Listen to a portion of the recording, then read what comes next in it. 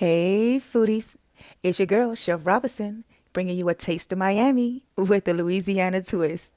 We made a Corona Mandarin Beer battered po' boy, and we're going to show you exactly how it went. Season your shrimp, cut your hoagie, grill your bread, add your creamy mayonnaise, add your organic green leaf lettuce, slice your Roma tomatoes, add them neatly with some eggs, add your beer batter fry mix, baste it, dip it into some hot oil, go ahead and drain it, add some waffle fries, season, and there's your Mandarin beer battered po' boy. Don't forget to follow, like, and share my foodie fetish.